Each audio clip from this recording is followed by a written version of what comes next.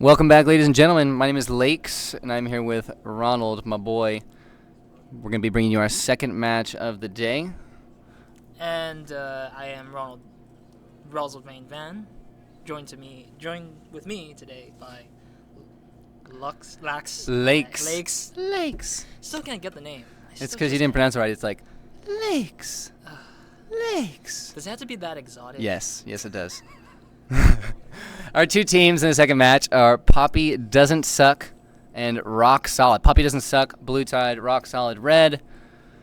Run through our rosters real quick. Blue team is going to be Pixel Filter, hopefully in the top lane. I expect that they are oriented by role, as one would expect in a competitive tournament, but it's not necessarily a requirement.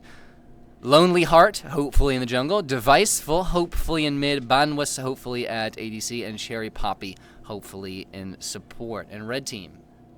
How would you know that their strategy is like that, playing like that? Because they actually orient themselves in most League of Legends competitive tournaments. Since the roles are so well defined, teams actually orient themselves in pick and ban phase based on their positions that they play. So you would have top lane as the top spot, jungler as the second spot. It's just been something that's been part of the evolution of League of Legends, evolution of competitive League of Legends.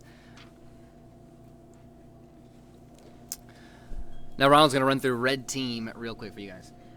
In the Red team, we got Roshik and Supreme Kai, Jay Hani, Simex Gone Give It To Ya, and Tubroga. I think Supreme Kai is a Dragon Ball Z reference, one that may be misspelled. Chat, I need some confirmation on this. Is Supreme Kai misspelled? Give it to me. Bans in thus far: Garen, Sejuani, Gnar, Poppy, Misfortune, and Evelyn. Just like last game, I'm not incredibly familiar with the current ban meta. Some of these are familiar to me, things like Sejuani, Gnar, Poppy, but it's been quite a while since I've seen Garen and Evelyn hit the ban floor. We've also got a few picks in on blue side. It's going to be Dragon Fist Lady, Sona, DJ, and Caitlyn picked up, so it doesn't look like we're actually oriented in roles, which isn't too bad, but of course we would prefer it, unless they're going to make their swaps, of course, they're more than welcome to do that. And on red side, we've got 4 in so far. Vel'Koz from Rushk, Supreme Kai playing the Jhin, Jay Hani on Janna, and Schmeck's Gon Give It To Ya, just locking in the Nautilus. What is that reference to? Schmeck's? Schmeck's Gonna Give It To You? Who knows? Oh, Schmeck's? It's a Run DMC reference? Really? No. There's a rapper who used to talk with a really raspy voice. X gon' give it to you. You know what I'm saying? Yeah, that would really make sense, I guess. Final 2 lock-ins for blue side is going to be LeBlanc and Cherry Poppy. Banwas taking LeBlanc and Cherry Poppy taking Yorick, the new guy. Supreme Kai. Supreme Kai, is that the correct spelling? Yes. Confirmed. Supreme Kai has made a correct Dragon Ball Z reference. I was about to go ham if that wasn't the case. Now, I haven't seen Yorick since he's had that nice visual update, so I'm very excited for this. Yorick, I remember when Yorick came out, he was the most buggy release that League of Legends has ever seen. He is a necromancer, so he spawns little minions.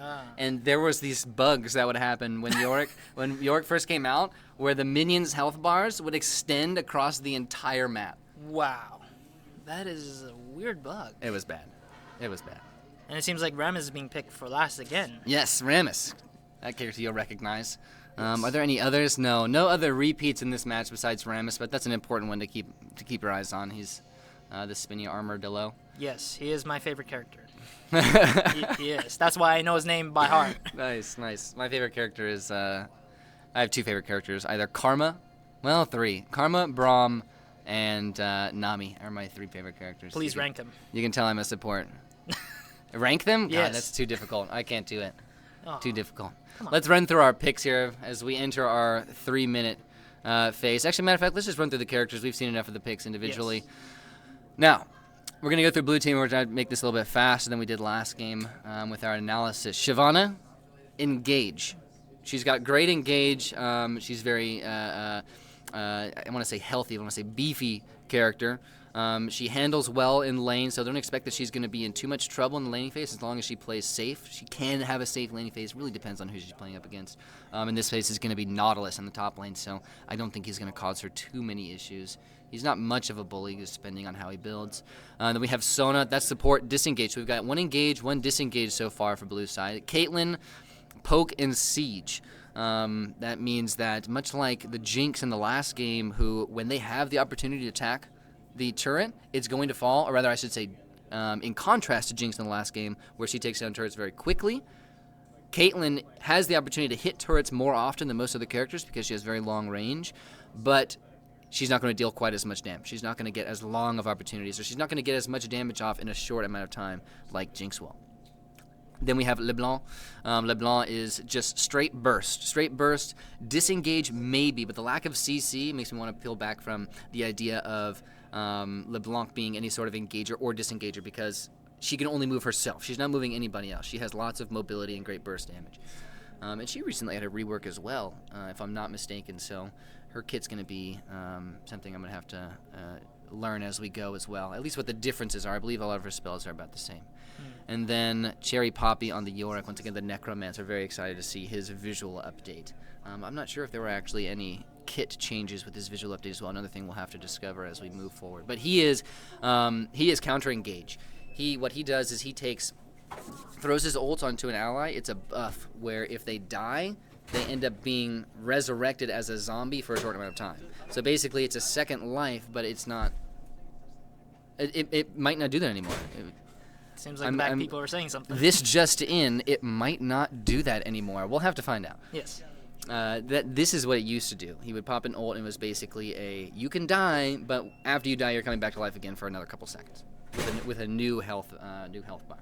Red team, Vel'Koz, counter engage. He's much like Misfortune, where he's static and he shoots out very high damage AoE cone in front of him. This is more of a laser rather than necessarily a cone.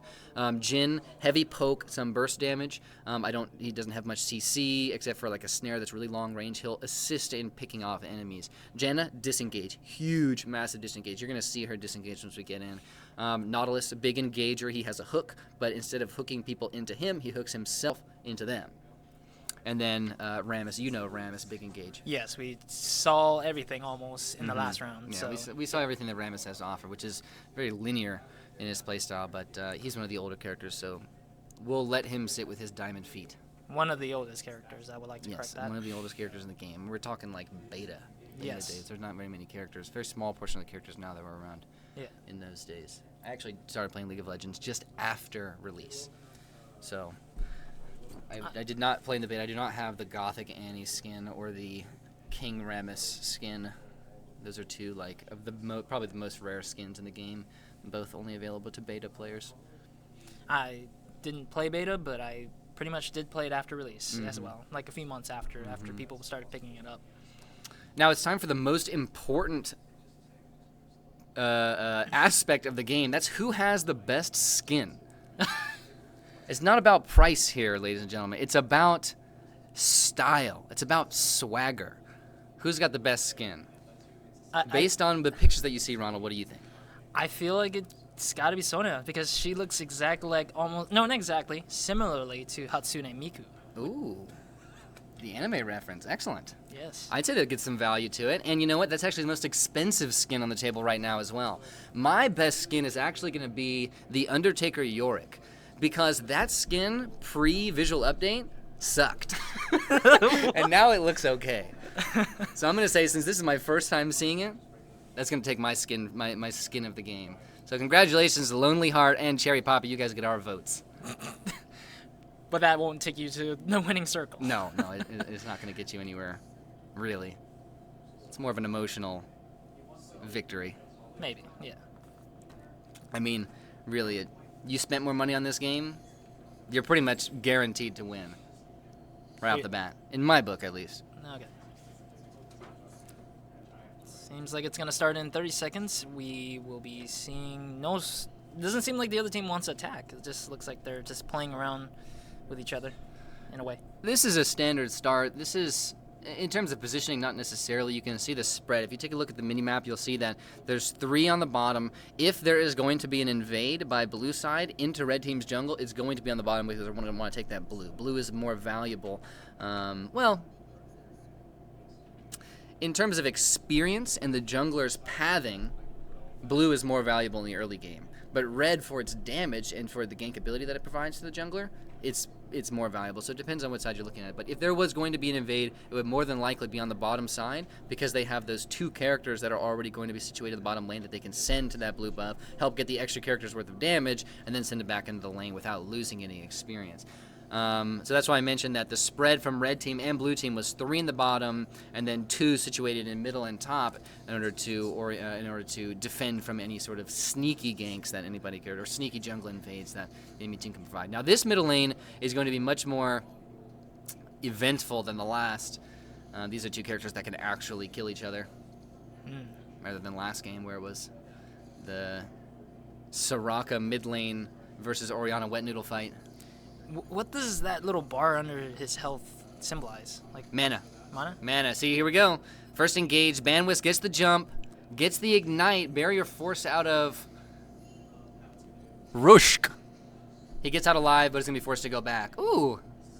It looks like there was a kit update here. I've never seen Yorick's minions leap towards any before. I like what I'm seeing so far. It's like playing some zombie game. Mini meta. Yeah, and the new minions look pretty good too. Lonely Heart very low.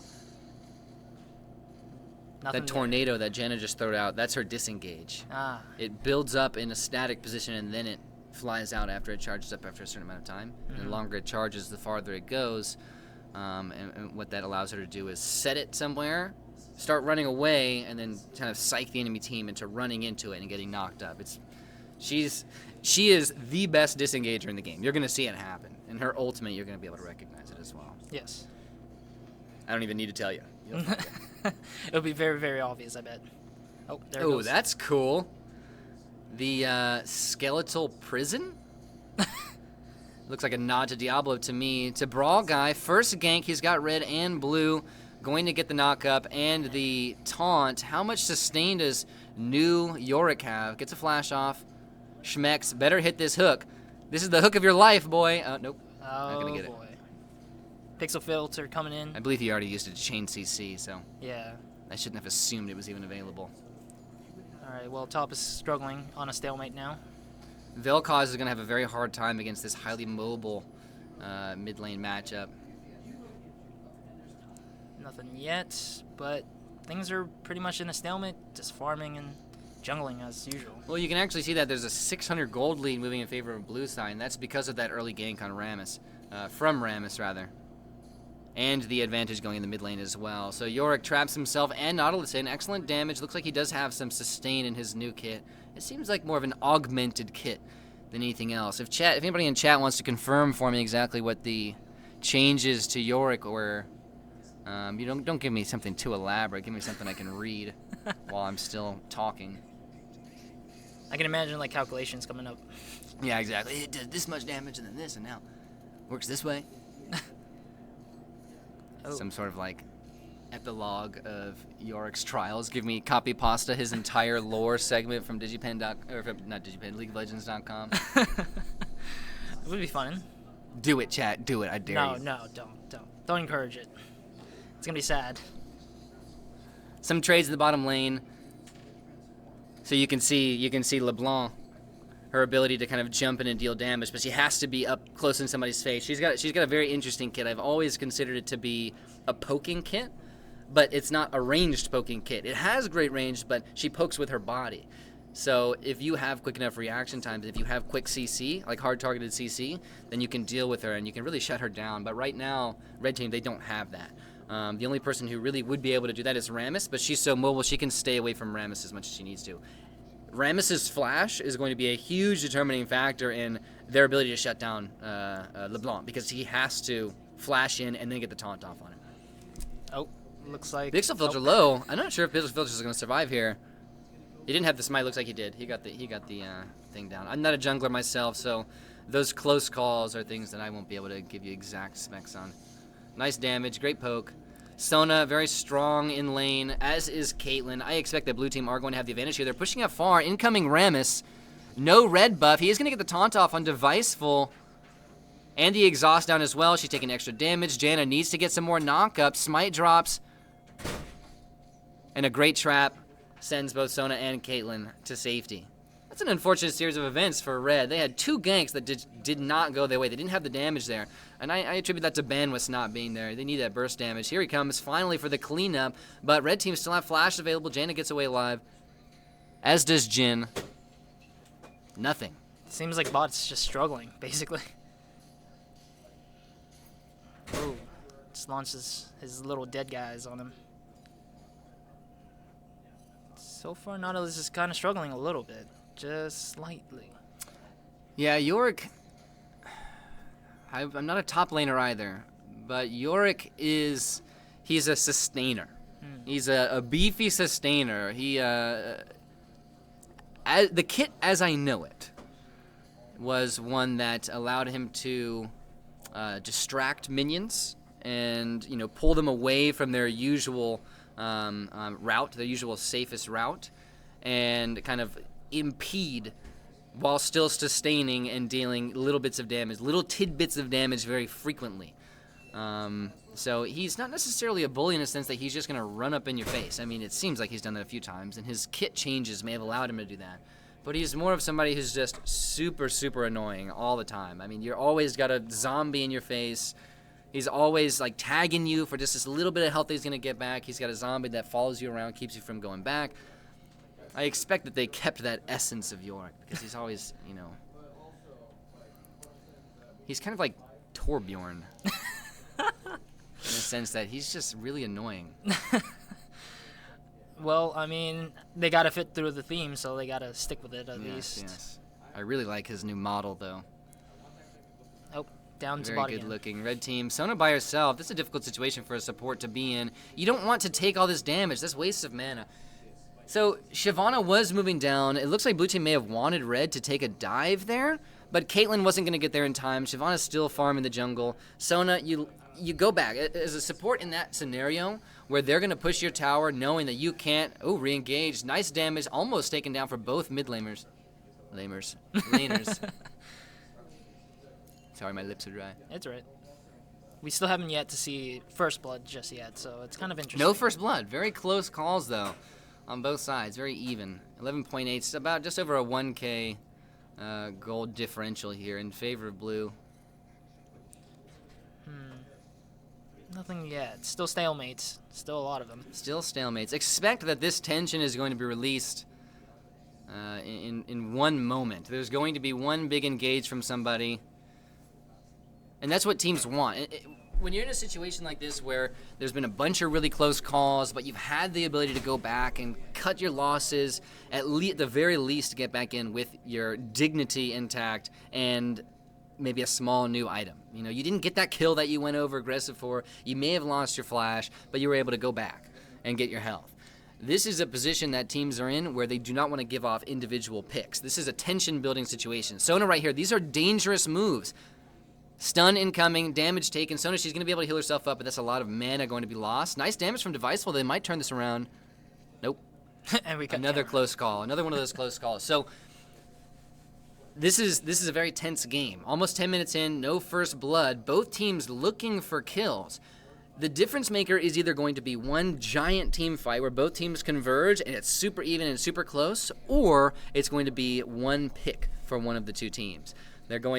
One person's going to be way out of position and they're going to get picked off by themselves. Like this, potentially, Cherry Poppy moving a little bit too far forward. Rammus hadn't showed himself in at least a few minutes. He should go down here unless he's got a flash. No flash. First blood goes to red team. There's that individual pick. Both teams should have been avoiding that. Happening to themselves. Of course, red team wanted to incite that, but would that be beneficial more to Rammus? That would be beneficial more to red team. They wanted to kill this tension in some way. They were the opportunity. They were the ones who were ended up having the decision, making that decision. We're going to be the ones to cut this tension, and we're going to benefit from it. So now you could say it's been a bit of a reset here. Now that first blood's happened, red team, they get that bit of gold back. They're still down about 1,000. That's nominal at this point in the game, though. Seems like Rammus and Nautilus' Going around the jungle. Oh. Not a bad catch. The ult used from Pixel Filter. I don't expect the damage is going to be here. Brawl Guy with the flash. He flashed as well. That was a nice roll and actually a really nice stop from Pixel Filter as well. So Rammus, when he goes into his power ball like that, all you need to do is be on top of him in order to start it. You don't need to be in front of him. The hitbox for it is actually across his entire body. So by flashing on top of him right there, Shyvana was actually able to cancel out his roll so that he wasn't able to escape. Unfortunate part is that she also got knocked back from the impact, and it sent her a little bit too far away. If she was able to flash forward right in front of him, she actually could have put herself into an advantageous, I was going to say body blocking position, but that's just my HOTS. That's just my HOTS background. Another close call, bottom lane. That ult from Janna, that was the one. It looks like it was just kind of like bunch of heals in a large area, knocking everybody else back as well. The dive from Banwis, Supreme Kai getting low, but they turn things around. Banwis goes down. Now Pixel Filter funneling in, taking damage from the turret, going to fall. That's going to end up being a 2-for-1 trade in favor of red team. And Caitlyn's actually running away. This is a charge that Rammus can absolutely take, but it looks like he doesn't have it on cooldown. Yeah. Seems like top is just being normal as usual, but since of that gank, nothing has happened ever since. Yeah, I like to think of things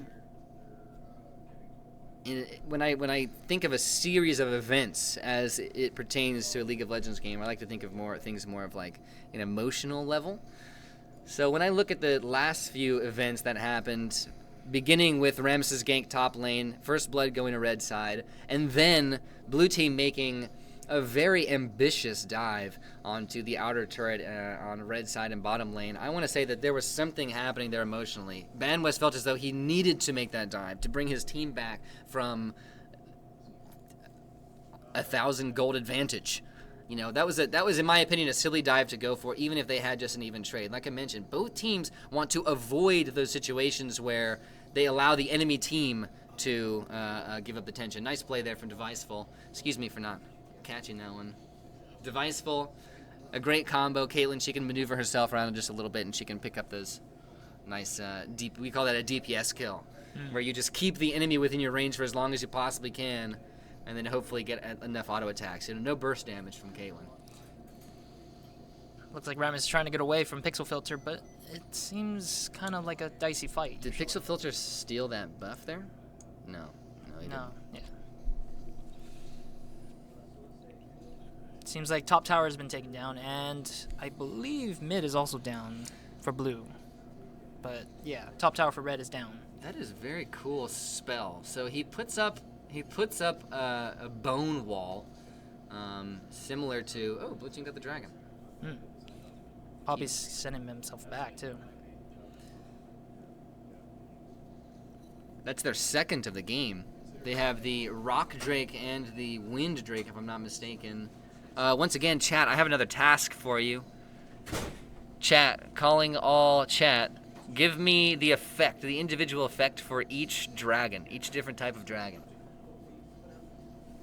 I'm an old man grandpa League of Legends player. So give me each of those individual effects, please. I am the 100-year-old LOL player as well. I'm the grandpa. He's the great grandpa. Yes. More trades bottom lane. Blue team, they're being very aggressive down here. This is going to open up some opportunities for Rammus. We will see him approach. Blue, they know he's there because he just turned off their ward. So they're going to be able to back off. Nice clear though for Rammus. Here comes the burst from Bandwidth. He's going to get the snare. Easy kill. Rooshk. Yeah. Dropped. Another interesting point is that Rushk hasn't even gone anywhere beyond mid, I think. I haven't seen him walk. No, he hasn't. Yeah. But Vel'Koz is not really the type of character that can do that. Remember, he's not mobile. He's a disengager, but he does need to be with his team. Deviceful. Chain CC getting low. Supreme Kai going to pop the exhaust. Lonely Heart getting low. Great exhaust there, forcing out the flash. Here comes to Brawl Guy. The flash into the taunt. That's unfortunate that can happen. I would be a little bit tilted if I was Deviceful. To Brawl Guy going to make the dive. Sona's dropped. Deviceful low. Hani going to follow up, just keep Brawl Guy alive. A nice attempt. One support dropped for blue team. Seems like red's going to go push bot lane as well. Cloud gives 25, 50, or 75 movement speed. So right now they have the movement speed bonus from the Cloud Drake. Not the Wind Drake, excuse me. Oh, I thought they were going to take bot, but it seems like they're just not doing it yet. They don't have much of a sieging comp here with Jin. Cherry Poppy, lots of ultimates dropping here. Pixel filters in to try and clean things up. Cherry Poppy somehow survives. There was some ultimate popped at some point in here by the York. I have no idea what it did, though. I was unable to identify it. Pixel filter cleans things up, does get the kill on Rusk. I'm so surprised that Cherry Poppy stayed alive through that. And it seems like they're just going to go for the tower again, just for top. I expect Banwis to get away from this. That taunt is Banwis's bane in this game, though. Blue team with a big play. They find themselves a nice opportunity. I want to say that it was a little bit of luck, but that's only because I don't know what what impact the Yorick ultimate had in that fight. They pretty much used everything they could have. Red team, they used everything they could have possibly used on him, and somehow he didn't die. And it looked. What is that? Is that a ghoul? Yeah. So, Scouter. I appreciate this info. This just in: Fire Drake gives damage. Cloud Drake gives movement speed. Mountain Drake gives true damage to turrets and objectives. And the Ocean Drake gives mana and health regen.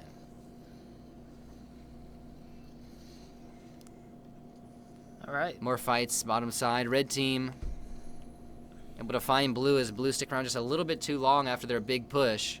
We'll have to go over. We'll have to review these series of events. Deviceful, can you stay alive? Lonely Heart misses the heal.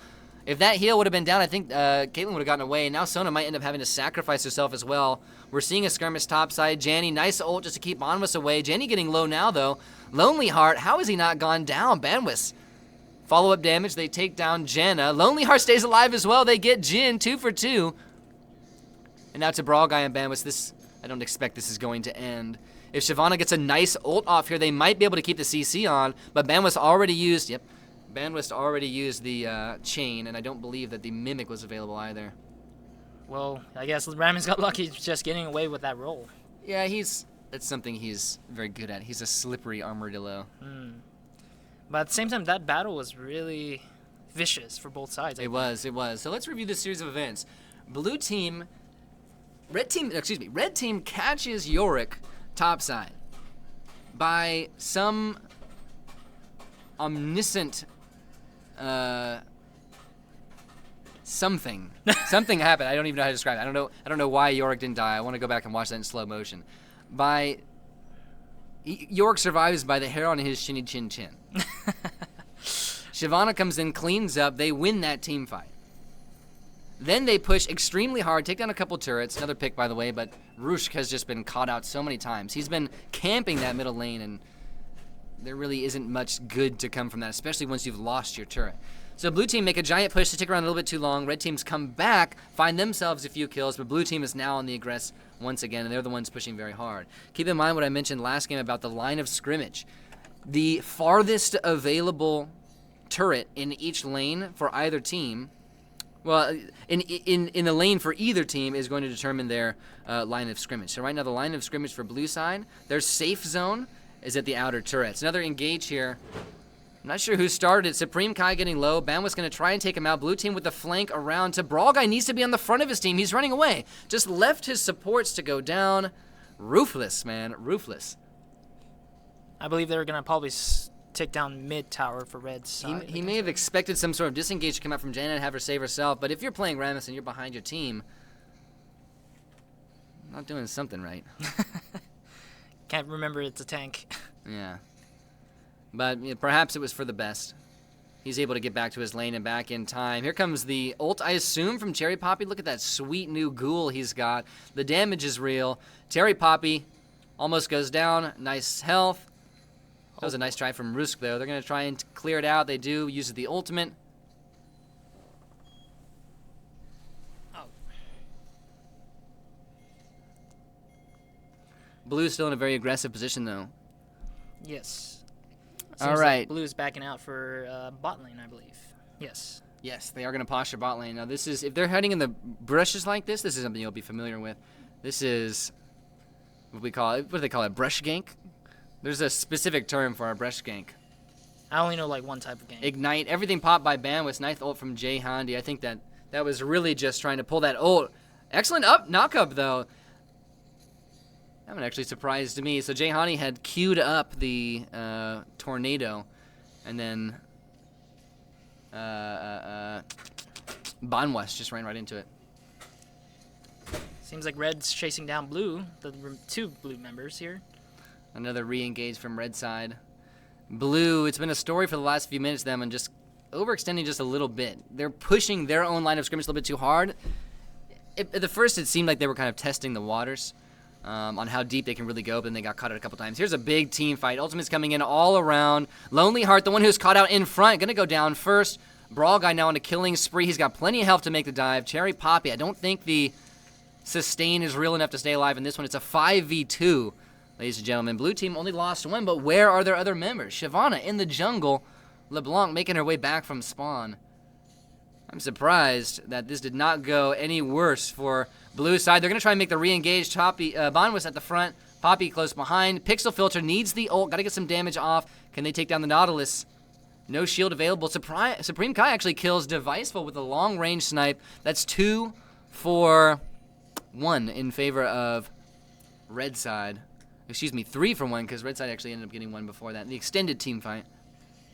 Bonwest now making the dive as well. Shields from Jay Hani are big, but not enough. Bonwest makes his way out, going to go back in. Rushk, another nice shield. Double kill for Bonwest. They're guiding light. I don't think that kill is going to happen. Goodness, the damage from this LeBlanc is massive right now. Even with this amount of health, if he gets a jump on somebody, he could absolutely 100-0. Granted, his cooldowns are available. But it seems like Blue's just recalling back into their base. I believe they want to wait up till the other members are back out.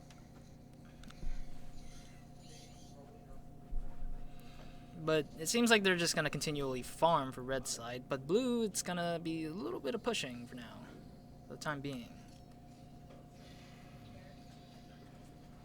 Right now, Blue should just focus on keeping what they have safe.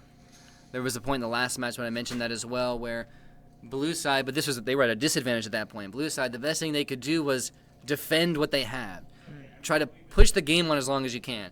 A lot of inexperienced League of Legends players assume that the best games won are games won fast, and that isn't necessarily the case. Bonwis, don't get overconfident here, Bonwis. You got a lot of damage, but they have a lot of shields and a lot of heals. If they get that taunt on you, you are done for. Ultimate actually brought out from both Jin and Vel'Koz. Nothing to come from it, though. That's a nice advantage for Blue team to have both of those counter-engagey ults taken down. That's actually going to give Bonwest a little bit more opportunity to go in. They do get the taunt off. Look at Bonwest going low. But Pixel Filter jumps in to body block. Nice ult from Sona. 3 dancing. It's a dance party on the inner turret. Bonwest shut down. Pixel Filter engaging, but turns around. 2 for 2. Oh, but the inhibitor goes down instead. It's interesting. Split push. Yep. The 0-4-1. 0 people in bottom lane, 4 in mid, 1 at top. The 4 in mid incite a team fight while the 1 at top just pushes relentlessly. Ooh, there's the flash from Brawl Guy. That's the first flash taunt we've seen from him all game. But it looks like Yorick has been farming up top a lot, I think. And I don't know if it's a big advantage to his team, if he's just not... You can take a look at the creep farm here on the bottom center, and you'll see that he's at 203. His lane opponent, who was Nautilus, is 102. So he's got a massive farm lead. And if we press X, we can actually see... Keep on holding it, please. If we press X, we can actually see the gold accumulation for each character as well. So he's sitting on 1.2k, and he's got 10k in the bank. So pretty interesting. 10k is his total. Yes. Accumulation over the course of the game. So he's got himself a sizable gold advantage. And then plus you just look up at the top and see that there's actually a 9k gold lead for Blue side at this point as well. Is that an insta-win? We'll see here. To Brawl Guy in front. Ban was still trying to find his kills. Does get one. Jin melted. Supreme Kai. Ban was continually going back in. There's the ult from Sona. 2 dancing, but no kills yet. They're just going to drop Smek's continual damage going out. Red team caught in the bottleneck. The tanks couldn't necessarily survive the focus fire from Blue side. Whittle them down, take them out. And even with a one-man disadvantage, considering the gold disadvantage that was already set. Red team are going to have a very difficult time bringing themselves back in this game. Blue team making a big push. All 5 members very healthy with the Sona behind them. Pushing the center inhibitor. They take it down. Bottomless, another kill. That's 3 members of red team down. They may be able to push both inner turrets, Nexus turrets, and a Nexus. Looks like this is going to be an end game for this game. Close. Where's the trump cards? We need some trump cards in big plays from the members of red team. Here comes Ramus. He better be at the front lines. Get a nice taunt. And maybe he'll be able to turn things around. Nautilus here as well. Looks like there's going to be a team fight on the Nexus, but the right side, no turret here to support red team. Damage being spread out. Bottomless is low. Somehow makes it out alive. Forced the flash as well. Red team have lost 2. Supreme Kai going to drop as well. Make that 3. Make it 4. And that's going to be Nexus for blue team. Yeah. Poppy Doesn't Suck has taken game number 2 of today's League of Legends tournament. Now, some matches become so intricate at points that I am really unable to piece them together in a macro sense and give you a real true timeline of exactly when the momentum was shifting. But in this game, it seemed like something of a snowball. Yes. Oh, this timeline actually really helps. This is a brand new feature. This timeline here, ladies and gentlemen, this is brand new. I didn't have that when I was playing this game. Or you didn't pay attention. Or I didn't pay enough attention to it. Yeah, I wanted to. Yeah. This seemed like a snowbally game to me. It was blue team continuously increasing their gold lead. And they were overextended at certain points, but red team didn't take full advantage of it. You know, put 2 teams that are very evenly skilled, and we're talking top-level teams, even the slightest bit of an overextension, even if it's for the sake of snowballing, can lose you a lot of momentum, if not played correctly, because the enemy team's going to be able to take advantage of it. In this specific case, I do believe that blue overextended a few times in an attempt to snowball even harder and end the game faster than it already did, which was a quick game, you guys, only about 27 minutes. But red didn't quite take advantage of it enough. Blue team were still able to escape, still able to cut their losses even if they had to lose 1 or 2 characters. I would like to add that blue side didn't really lose too much towers either to the red side. Mm-hmm. And so it's kind of one of the biggest contributions to why they just didn't get anywhere close to a victory for their side, I think. Mm-hmm. Besides the team fights, I think they did very well, even though they haven't gotten a single tower, or they have a few towers down on the blue side. There was a few very small key opportunities for red team to take advantage of the strategies that blue team was putting in place, such as the split push from Yorick. If one team is going to split themselves up and go 0-4-1, then there's always going to be an opportunity for you to send your own split pusher and counter push. But red team, they just didn't have the right members in the right places at those specific times. Those windows of opportunity were small, but they were there. And if red team had taken opportunity there, then they most likely would have kept themselves in this game. But for all intents and purposes, it was a very short game, 27 minutes. Now, congratulations to Poppy Doesn't Suck for the victory in our second match of the day. Yeah, you go first. We're going to take a quick break. My name is Lakes. And I am Roz. We will see you guys back in a few minutes with more League of Legends. Thank you very much.